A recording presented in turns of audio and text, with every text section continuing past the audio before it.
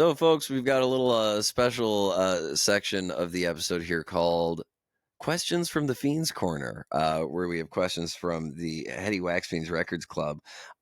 First of all, shout out to the club. Check out our interview with the founder, Chris Howland, the CHO, the Chief Heady Officer from Season 3. The first question is, would you ever consider pressing For My Friends? I really like this album with Travis, and it deserves a vinyl release, maybe for the 20th anniversary. I couldn't agree more. And I swear to you on my life, right before I called you, I was on the phone with my manager and we literally just rolled out a whole plan to try to get For My Friends out. So there's been some legal things, and that's the reason why that record's not out. I'm super proud of that record. I want it to be out, but we have plans to print up vinyl to put it out. So yes, I agree, and we're working on that. And we apologize that it hasn't been out. It has to do with some legal stuff. I don't want to air any dirty laundry here. That's not what we're here for. But there is a reason why it's not out, and we're trying to rectify and remedy that situation so we can put the record out. And I would love nothing more than to have vinyl. And I literally an hour ago was talking to my manager about it. So yes. Well, which leads me to my next two questions. I think first and foremost, I have to put it out there. They're going to hate me if I don't ask this, but on behalf of the Heady Wax Fiends Record Club, we would love to produce a record of Blind Melon material, anything that's available or live, previously unreleased, demos, whatever. We would figure it out. I know all of the fiends in the group would absolutely love to press something, and I will just leave it at this very simple question. Is it something you would consider? Yes. Putting out an exclusive group release? Yeah, okay. Yes is your answer. Yes is the answer. Fiends, yes is the answer. Yeah. Let's talk. Will do. We will follow up on this. I guarantee you we will. I just gotta say, as a fellow record lover, one of my favorite things about this record club is that it's a subscription basis, and there's a record of the month that you get in the mail, and they repress some real, like they managed to repress Bela Flex Drive.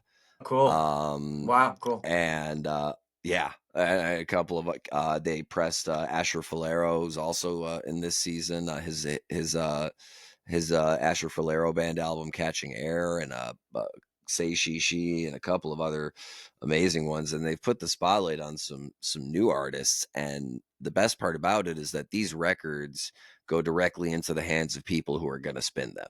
Great. You know they're going to spin them. Love it.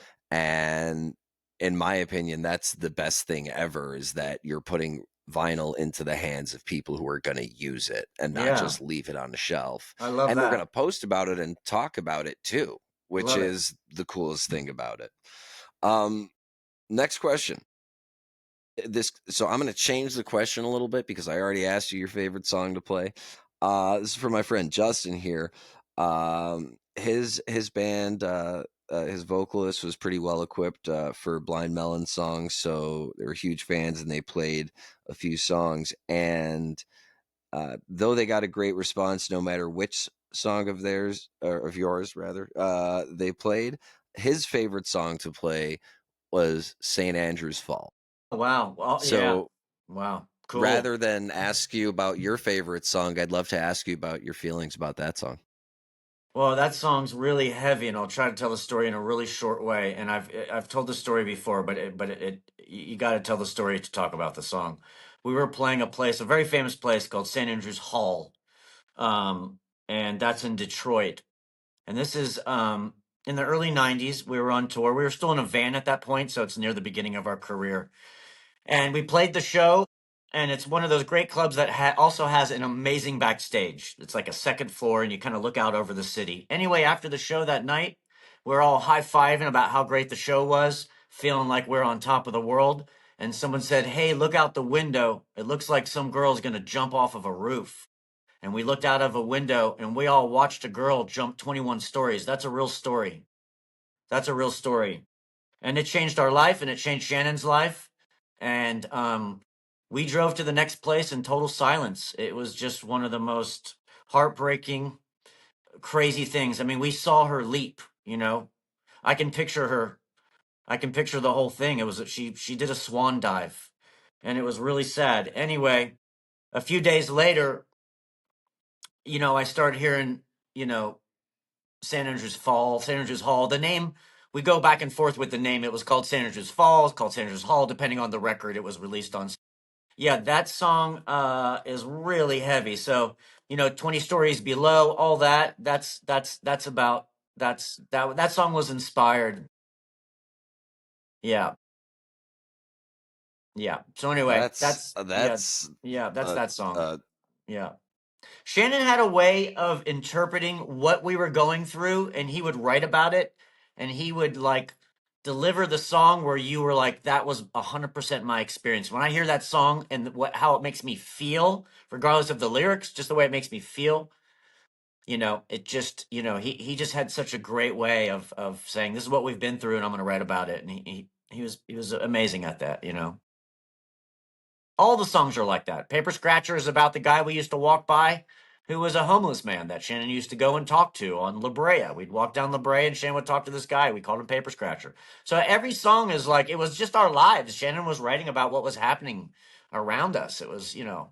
So that, anyway, back to that song. Also one of my favorite songs. Heavy, heavy, heavy, heavy. Yeah. So anyway, that's that answer. I again, folks, if you're not watching on YouTube, I was not prepared for that. That Yeah. is, um, you know, most of the rest of the questions are about releasing some live music. Is there more to? I think we've established pretty much everything about that. We have So a I'm lot going of to stuff ask to my release. Yeah, we have a lot of stuff to release, is what I'll say.